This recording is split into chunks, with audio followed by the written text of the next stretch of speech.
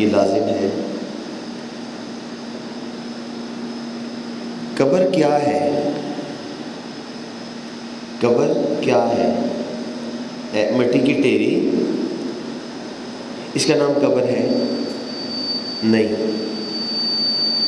جس کو پھر قبر نصیب نہیں ہوتی تو گویا وہ تو پھر قبر میں نہ گیا۔ جب وہ قبر میں گیا نہ تو اس کا حساب کتاب کیسے ہوا؟ ایک جہاز کریش ہو گیا، جہاز ٹوٹ گیا، سارے جسم کے سواریوں کے پرکھ سے اڑ گئے، قبر کسی کو نہ ملی تو وہ قبر میں نہ گئے، تو قبر کا حساب کتاب کیسے ہوا؟ لہذا قبر کے وجود میں بھی علماء کرام کا، بڑے بڑے دین کے دانشوروں کا آپس میں اختلاف ہے۔ وہ کہتے ہیں قبر صرف یہ قبر نہیں، مٹی کا ڈھیر صرف یہ قبر نہیں، بلکہ فوت ہونے کے بعد اس دنیا کے پیٹ سے نکال کے بندہ جس مقام پہ بھی ہوتا ہے وہ مقام اس کی قبر ہوتی ہے۔ بات سمجھ آ گئی ہے؟ بندہ جب اس دنیا سے نکل جاتا ہے، عالم ارواح سے ٹرانسفر ہوتی ہے۔ عالم ارواح میں تھا، باپ کے صلب میں آیا، باپ کے صلب سے ماں کے رحم میں آیا، ماں کے پیٹ سے نکل کے دنیا کے پیٹ میں آیا، دنیا کے پیٹ سے نکل کے قبر کے پیٹ میں چلا گیا، قبر سے نکلے گا پھر میدان محشر میں پہنچے گا، پھر وہ اللہ کے سامنے پیش ہوگا۔ دس از اے کانسٹنٹ جرنی، یہ ایک متواتر سفر کا نام ہے۔ زندگی کیا ہے؟ لائف از اے جرنی، زندگی سفر ہے۔ گجرانوالہ سے پنڈی نہیں، پاکستان سے سعودی عربیہ جی نہیں۔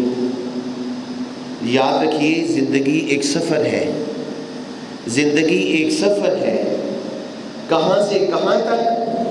Life is a journey from Allah to Allah. زندگی ایک سفر ہے جو اللہ سے ہی شروع ہوا تھا، اللہ پہ ہی جا کے ختم ہوگا۔ دس از لائف۔ تو قبر کا کانسیپٹ کلیئر ہو گیا۔ قبر یہ بھی ہے مٹی کی ڈھیری، مٹی کا ایک ڈھیر، یہ بھی قبر ہے۔ پر کئی ایسے انسان جن کو قبر ملتی ہی نہیں۔ ایک بحری جہاز پانی میں ڈوب گیا، ساری سواریاں ختم ہو گئیں، مچھلیاں کھا گئیں، تو ان کی قبر وہی ہوگی، مچھلی کا پیٹ۔ یعنی انسان دنیا کے اس جیوگرافیکل لائف سے نکلنے کے بعد بندے کا جسم جس مقام پہ بھی ہوتا ہے وہ مقام اس کی قبر ہوتی ہے۔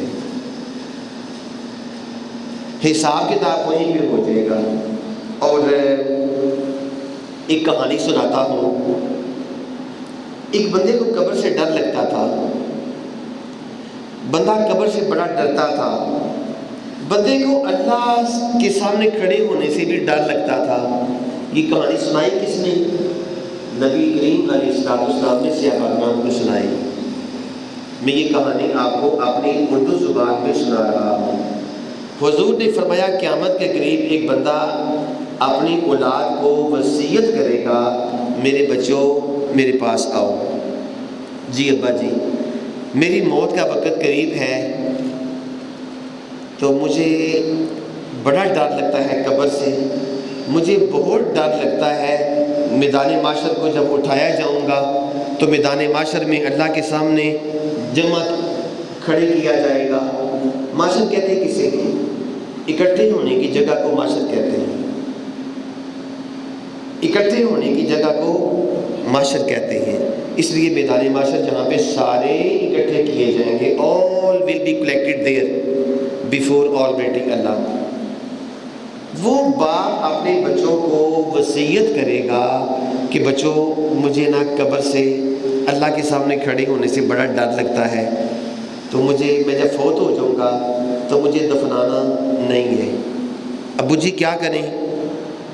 مجھے جلا دینا، جلا کے میری راکھ سوا ایش وہ جو بنے گی نا اس کو کچھ ہواؤں میں مسل دینا، ہوا کی دوش پہ اڑ جائے گی، دریاؤں میں سمندر میں بہا دینا، تاکہ نہ قبر بنے نہ حساب کتاب ہو۔ حضور نے فرمایا صحابہ میرا وہ امتی جو اپنی اولاد کو یہ وصیت کر کے جائے گا، اس کے فوت ہونے کے بعد اس کے بچے ایسے ہی کریں گے جیسے باپ نے کہا ہوگا۔ پھر وہ آدمی جب قیامت کے روز اللہ کے سامنے پھر کھڑا کیا جائے گا، اللہ اس کے ذروں کو حکم دے گا اکٹھے ہو جاؤ، ہواؤ اس بندے کی راکھ جوڑو، سمندروں لاؤ اس بندے کی سوا۔ بندہ پھر شکل میں آ جائے گا۔ قیامت کے روز اللہ فرمائیں گے سناؤ جی آ گئے ہو؟ ہاں جی، وصیت کیوں کر کے آئے تھے کہ میری میت کو جلا دینا، مجھے قبر میں نہ لٹانا، میرا حساب کتاب نہ ہو۔ بندہ کہے گا یا اللہ تو جانتا ہے میں نے جو یہ کہا تھا تیرے خوف سے کہا تھا، تیرے سے ڈرتے ہوئے کہا تھا۔ حضور نے فرمایا اللہ مسکرا دیں گے کہ تو میرے سامنے کھڑے ہونے سے ڈرتا تھا اور اپنی اولاد کو وصیت کر کے آیا تھا کہ مجھے آگ لگا کے جلا دینا تاکہ نہ جڑے اور نہ میں اللہ کے سامنے پیش کیا جاؤں۔ فرشتوں یہ سچ کہتا ہے کہ یہ اس کے دل میں صرف میرا خوف تھا؟ فرشتے کہیں گے یا اللہ یہ سچ کہتا ہے اس کے دل میں تیرا خوف پایا جاتا تھا۔ اللہ فرمائیں گے چونکہ اس بندے کے اندر میرا ڈر تھا، میرا خوف پایا جاتا تھا، فرشتوں میں نے اس کی بخشش کر دی ہے، اس بندے کی بخشش کر۔ حضور نے فرمایا ایک امتی میری امت میں ایسا ہوگا، میری امت میں ایک امتی ایسا ہوگا جو اپنی اولاد کو ایسے وصیت کرے گا، اور اس کی بنیاد کیا ہوگا؟ اللہ کا خوف، اللہ کا خوف۔ صاحب نزی وقار، آج میں نے آپ کو قبر کا جو کانسیپٹ ہے وہ بتایا کہ کوئی بندہ آپ کو یہ کہے یار قبر کا حساب کتاب کوئی نہیں، جو بندہ یہ قبر کا حساب کتاب کوئی نہیں وہ حضور کے ارشادات کا منکر ہے، وہ احادیث کا منکر ہے۔ اچھا، جو بندہ ایسے بعض کا ہوتا ہے نئے پڑھے لکھے لوگ ایسی بات کرتے ہیں، وہ کچے ایمان والے کچے یقین والے لوگوں کو نہ ہلا دیتے ہیں، کہتے ہیں یار قبر کا حساب کتاب ہونا ہے۔ ہاں جی، جہاز ٹوٹ گیا، جسموں کا پتہ ہی کوئی نہیں، تو قبر میں گئے کوئی نہیں، حساب کتاب کیسا؟ آپ سوچیں گے اوہ ہاں غلطی صحیح ہے۔ بحری جہاز کے اندر بعض اوقات جہاز بحری بیڑا پورے کا پورا ڈوب جاتا ہے، بعض اوقات پورا جہاز ڈوب جاتا ہے، مچھلیاں کھا جاتی ہیں، پانی کے اندر جسم گل جاتے ہیں، تو قبر میں نہیں گئے، حساب کتاب کیسا؟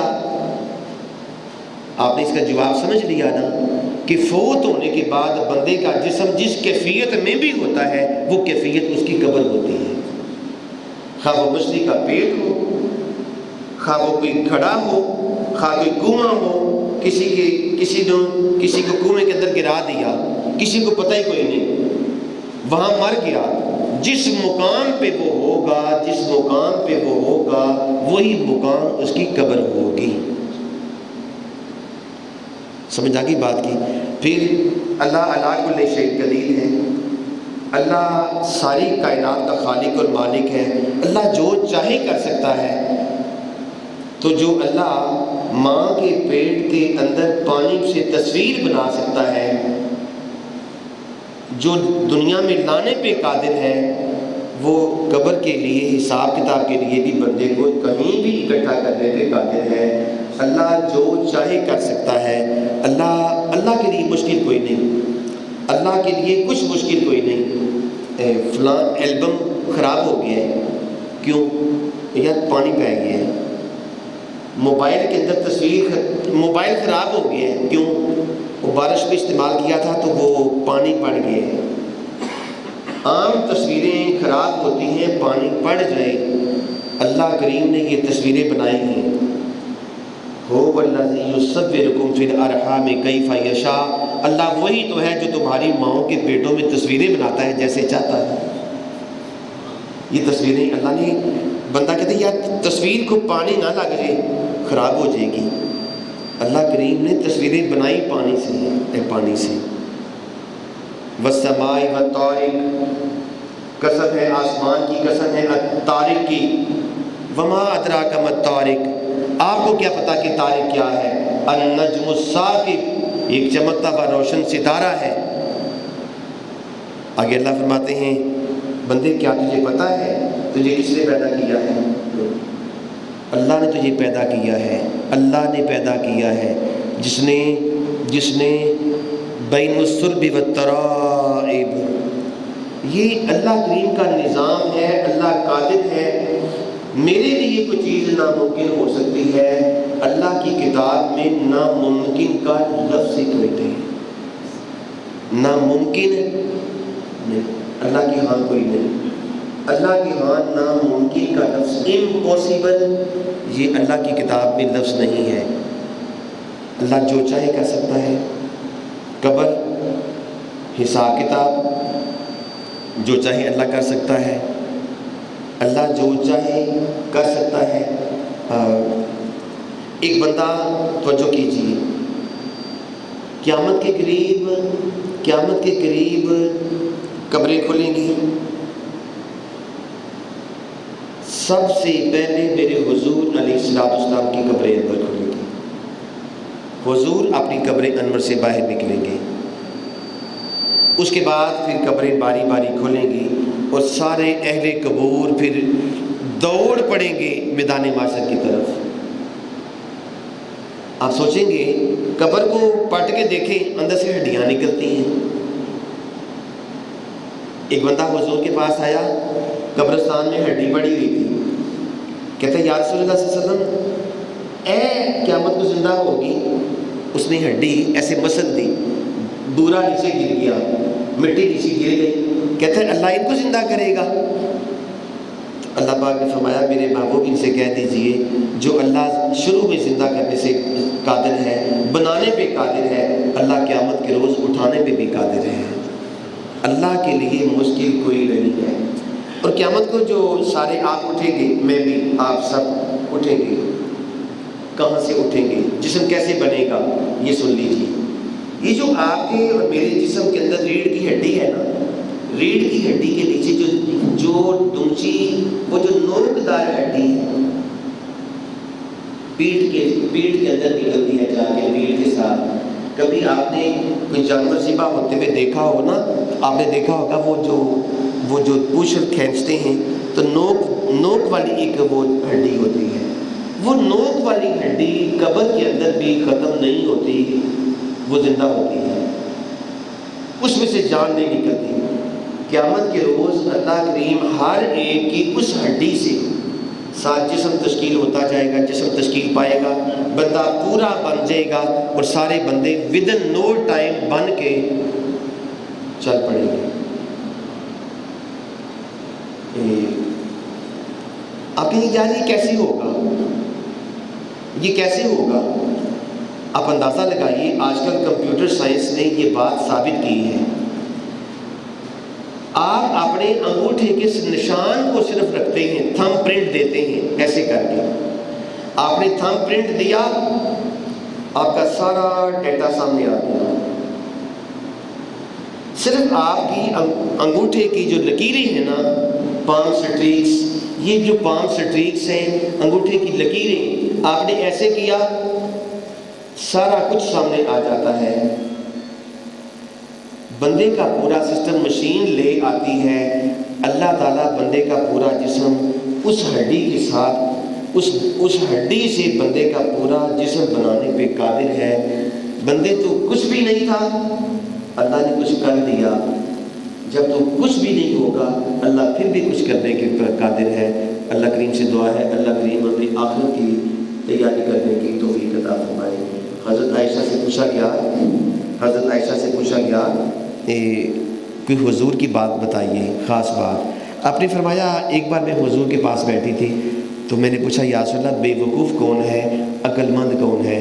حضور علیہ السلام نے جواب دیا بیوقوف وہ ہے جو دنیا میں رہ کے اپنی آخرت کی تیاری نہیں کرتا، اور عقل مند انسان وہ ہے، عقل مند انسان وہ ہے جو دنیا میں رہ کے اپنی آخرت کی فکر کرتا ہے، آخرت کی تیاری کرتا ہے، وہ دنیا کا عقل مند ترین انسان ہے۔ آج کل ہم کیا کہتے ہیں؟ جس کو دھوکہ دینے کا طریقہ آئے، یار بڑا عقل مند ہی، بڑا تیز ہی، اسے ناقص مال بیچ دیا، گاہ کو پتہ ہی نہیں چلا، بڑا تیز ہے منڈا۔ تیزی یہ نہیں ہے، تیز وہ ہے صابن زیوکار، عقل مند ہوشیار وہ ہے جو دنیا میں رہ کے اپنی آخرت کی تیاری کرتا ہے۔ ایک کہانی سناتا ہوں، اور کہانی سنانے کے بعد ہم اپنی اس گفتگو کو سٹاپ کر دیتے ہیں۔ خلیفہ ہارون الرشید رحمۃ اللہ علیہ، آپ کے دربار میں ایک بابا سائیں آیا کرتا تھا۔ اس بابا سائیں کا نام پتہ کیا تھا؟ بہلول، حضرت بہلول۔ میں نے آپ کی قبر دیکھی ہے عراق کے اندر۔ جب میں عراق گیا تو میں نے بہلول کی قبر دیکھی، ایک کمال کا درویش، اللہ لوگ، سائیں، مجذوب۔ ایک دفعہ بادشاہ کے محل میں وہ واحد بابا تھا جس کو ہارون الرشید اور زبیدہ کے دربار میں، ان کے محل میں بغیر اجازت کے آنے کی اجازت تھی، وداؤٹ اینی پرمیشن آ جاتا تھا۔ ایک دفعہ ہارون الرشید کی کابینہ کا اجلاس ہو رہا تھا۔ ہارون الرشید کو مذاق سوجی، مذاق کرے یار، کسی وزیر کے ساتھ مذاق کرو۔ بہلول آ گیا، وزیروں کا اجلاس ہو رہا تھا۔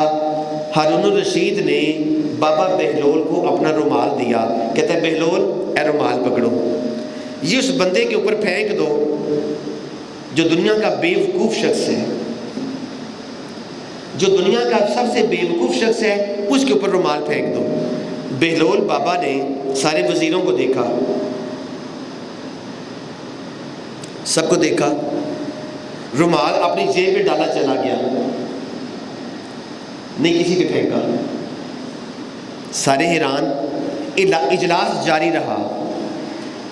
کچھ سالوں کے بعد ہارون الرشید بیمار ہو گیا، اس کی بیماری کی خبر ساری سلطنت میں پھیل گئی، ڈاکٹروں سے، حکیموں سے علاج کروایا گیا، لیکن آرام نہیں آتا تھا۔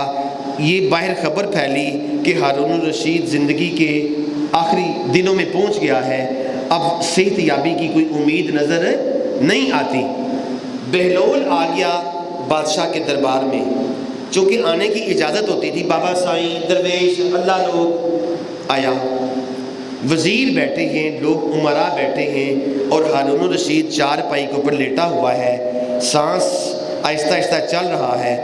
تو اس نے پوچھا بادشاہ سلامت کیسے ہو؟ ٹھیک۔ تیاریاں نے بادشاہ جی تیاریاں ہیں؟ جی تیاریاں ہیں۔ اس نے کہا جہاں پہلے دورہ کیا کرتے تھے، آگے استقبالیہ کمیٹیاں جاتی تھیں، پانی کے چھڑکاؤ ہوتے تھے، پھولوں کی پتیاں پھینکی جاتی تھیں، تیاریاں کرائی جاتی تھیں، جناب روشنیوں کا انتظام ہوتا تھا۔ تو جہاں دورہ ہو رہا ہے کوئی لائٹ کا انتظام کیا ہے؟ کوئی استقبالیہ تیاریاں کروائی ہیں؟ کوئی تیاری کی ہے؟ جہاں جا رہے ہو تیاری ہے؟ بادشاہ نے کہا، ساتھ ہی بادشاہ کی آنکھوں سے آنسو آ گئے، کہتا ہے بہلول نے وہی رومال جو چند سال پہلے لیا تھا وہ جیب سے نکالا اور بادشاہ کے اوپر پھینک دیا۔ کہتا ہے تو دنیا کا بے وقوف شخص ہے، کیونکہ حضور نے فرمایا تھا جو دنیا میں رہ کے اپنی آخرت کی تیاری نہیں کرتا وہ بے وقوف ہوتا ہے۔ بس بات ختم۔ عقل مند کون ہے؟ جو کاروبار کے گر جانتا ہو؟ نہیں۔ عقل مند کون شخص ہے؟ صابن زیوکار عقل مند وہ شخص ہے جو دنیا میں رہ کے اپنی آخرت کی فکر کرے، وہ عقل مند شخص ہے۔ हुजूर की बड़ी प्यारी हदीस, दुनिया आखिरत की खेती है। भाई खेती में जो बीज बोएंगे वही आगे जाके काटेंगे, झूठ बोएंगे झूठ काटेंगे, सच का बीज बोएंगे आगे जाके सच का सौदा मिलेगा। यहाँ गीबतों और चुगलियों के बीज बोएंगे तो आगे जाके चुगलियाँ और गीबतों के मुआफिक आपको अजर मिलेगा। अगर यहाँ अल्लाह के ज़िक्र फ़िक्र और हुजूर पे दरूद शरीफ और हुजूर की मोहब्बत के बीज बोएंगे, आगे जाके हुजूर की मोहब्बत की खुशबुएँ मिलेंगी। बस दुनिया आखिरत की खेती है। अल्लाह करीम से दुआ है, अल्लाह करीम हमें दुनियावी मामलात करने के साथ साथ आखिरत की तैयारी करने की भी तौफीक अता फ़रमाए। वमा अलैना इल्लल बलाग।